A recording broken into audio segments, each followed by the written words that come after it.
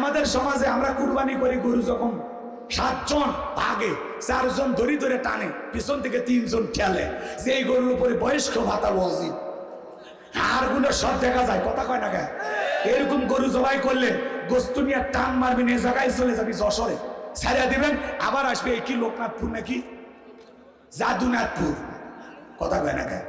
হাড়ি খালিতে কি খান আপনারা, বাইসে থাকেন কেমনে, কথা কয় না কেন?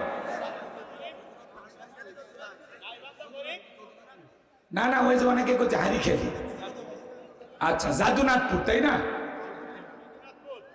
কষ্ট হচ্ছে আপনাদের, যদুনাথপুর। আচ্ছা হোক, যা হয় হোক, আপনাদের গ্রামের নাম আপনারা রাখেন, কষ্ট হচ্ছে আপনাদের। এদিকে খেয়াল করেন, এমন গরু নিয়ে আসে যার কুরবানি স্থান পর্যন্ত হাঁটে যাওয়ারও শক্তি নাই, কোলে করে নিয়ে যাওয়া লাগে। হুজুর বলে ভাই এরকম দুর্বল গাভী জবাই করলে হবে না। না হুজুর, ওপরে হাত দেখা গেলে ভিতরে গোস্ত সেট করা আছে, কথা কয় না কেন? ওই রকম দুর্বল গাভী জবাই করে, এরকম গরু জবাই করলে কুরবানি হবে না। তা সুরুর নাজিরিন, চমৎকার গাভী জবাই করতে হবে, আকর্ষণীয়, হুষ্ট পুষ্ট, কথা বল ঠিক কিনা? কুরবানি হবে আল্লাহর জন্য। শোনেন, এত কথা বলার সময় নাই। কুরবানি যারা দিবেন 3টা জিনিস খেয়াল রাখবেন। মাত্র কয়টা? 1 নাম্বার নিয়ত সহি হওয়া লাগবে যে আমি কুরবানি দিতেছি একমাত্র আল্লাহকে রাজি খুশি করার জন্য। তাহলে কুরবানি হবে একমাত্র কার জন্য? 1 নাম্বার নিয়ত সহি, যে আমি কুরবানি আল্লাহকে খুশি করার জন্য দিচ্ছি। 2 নাম্বার, টাকাটা হালাল হওয়া লাগবে, শুড বি হালাল। আপনার ইনকাম বৈধ হওয়া লাগবে, হালাল পথে ইনকাম করা লাগবে, কথা বলে ঠিক কিনা? অবশ্যই আপনার হালাল এবং বৈধ ইনকামের টাকা থেকে কুরবানি দিতে হবে। 3 নাম্বার, নামাজি হয়ে কুরবানি দিতে হবে। ফাসল্লি লিরাব্বিকা ওয়ানহার, আগে নামাজ পড়ো, তারপরে কুরবানি করো। নামাজি হয়ে কুরবানি দিতে হবে। আপনি বেনামাজি হয়ে সুদ করে ঘুষ করে হয় কুরবানি দিবেন, ফাজলামি করেন আল্লাহর সাথে, আগে ভালো হন। কথা কয় না হুজুর, রাগ করছেন আপনারা? আমি একবার বলেছিলাম আমার মসজিদের মুসল্লিদেরকে, খবরদার বেনামাজির সাথে, সুদখোরের সাথে, ঘুষখোরের সাথে ভাগে কুরবানি দেবেন না। জুমার নামাজের পরে মসজিদের বাইরে মানে ভূমিকম্প শুরু হয়েছে। কেন? কয় হুজুরের এত বড় কথা, বেনামাজির সাথে কুরবানি দিতে নিষেধ করলো, আমরা বেনামাজি একদল হয় কুরবানি দেব, হুজুরের কাছ থেকে জব করেও নেব না। কথা কয় না কেন? তাহলে হুজুর বুঝাই কি, এরা বোঝে কি?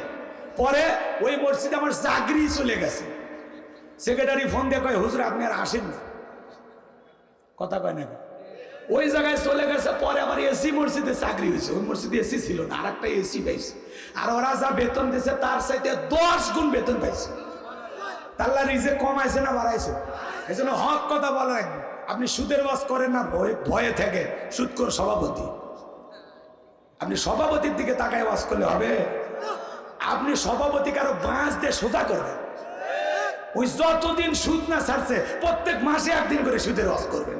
ওয়াজ সাইলেন্স করিয়ে দাও, বলে হয় সুদ ছাড়, না বলে মসজিদের সভাপতির পদ ছাড়, দুটের মধ্যে একটা ছাড়। আজকে একটু টেকালা হয়ে গেলে তার সভাপতি সেক্রেটারি বানায় মসজিদে। সারা জীবন আকাম বদকাম করে কলমের খোঁজে যে দুর্নীতি করছে, মসজিদে ঢালাইয়ের সময় 1 টন রড দিয়েছে, ওই বলে সভাপতি। তাহলে এই সমাজের ভালো মানুষেরা মরছে, কথা বল না কেন?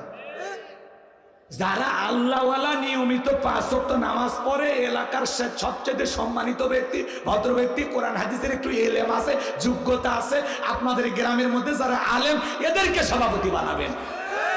টাকা দিতে পারলেও সভাপতি, না হলে সভাপতি সেক্রেটারি, এই মসজিদ আবাদকারী, তাদেরকে বানানো লাগবে। আল্লাহ আমাদের বুঝ দান করেন, জোরে বলেন আমিন। কথা বাড়ানোর সুযোগ নাই, কষ্ট হচ্ছে আপনাদের না? তাহলে কুরবানি হবে একমাত্র কার জন্য?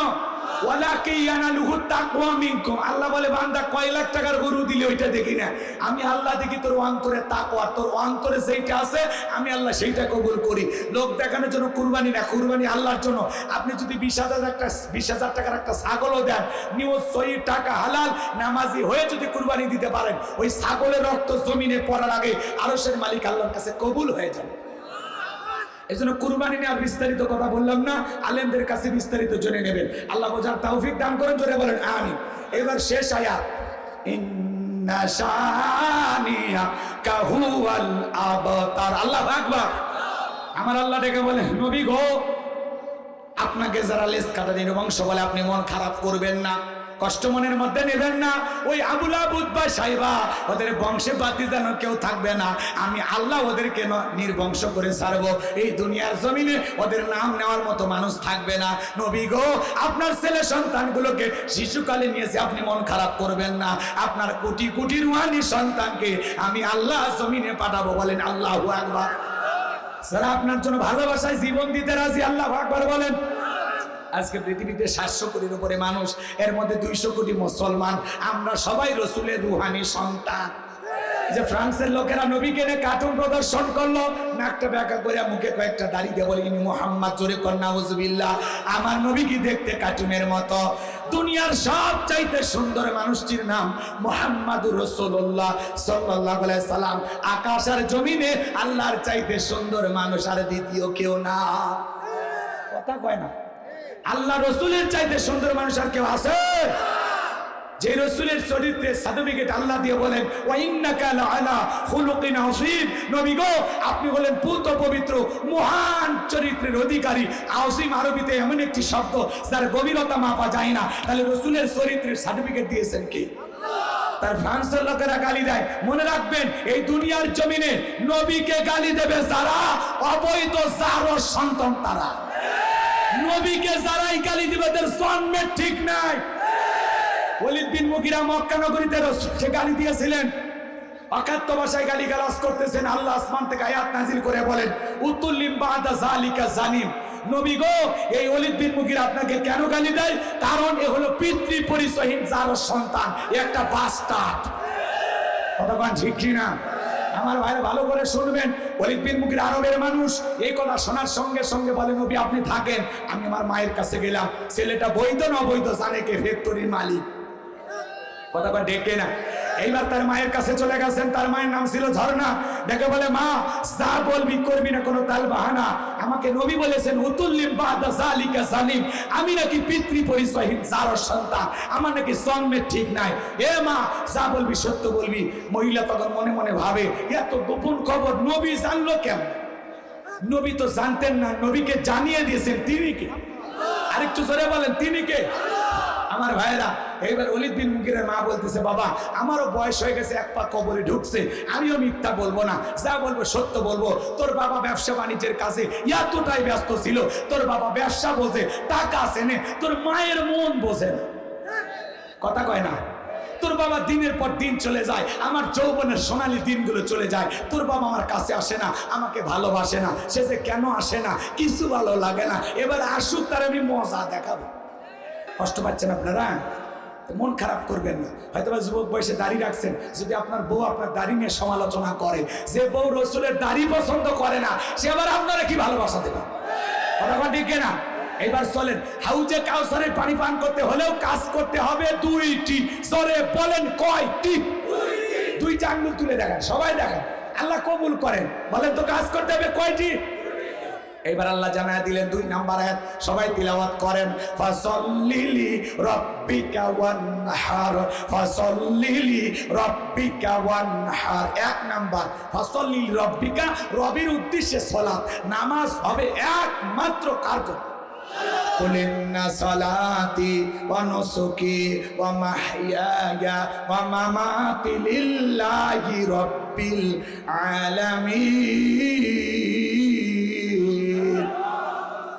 নামাজ হবে একমাত্র কার জন্য?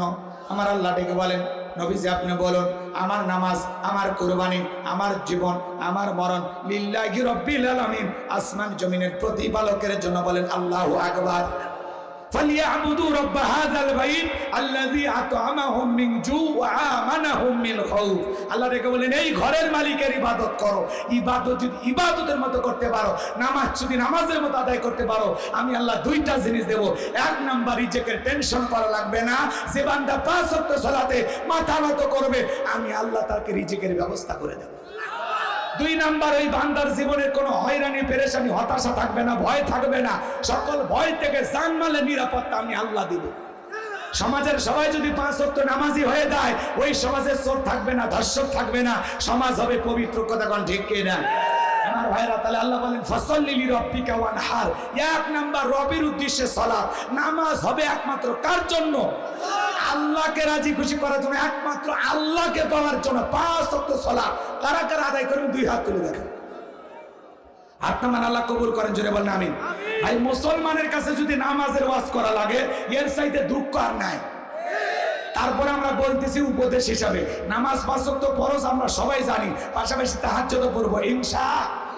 সময় স্বল্পতার কারণে নামাজ নিয়ে বিস্তারিত কথা বললাম না। ওয়ানহার মানে কুরবানি করা। শোনেন, ওয়ানহার মানে কি করা? কুরবানি করা। কুরবানি করা মানে খালি গরু ছাগল জবাই করা না, নিজের আমিত্বকে কুরবানি করা, অহংকারকে কুরবানি করা, নিজের ভিতরে থাকা পশু সুলভ আচরণকে কুরবানি করা, জানমাল টাকা পয়সা সবকিছু কার জন্য কুরবানি করা? এবার শোনেন,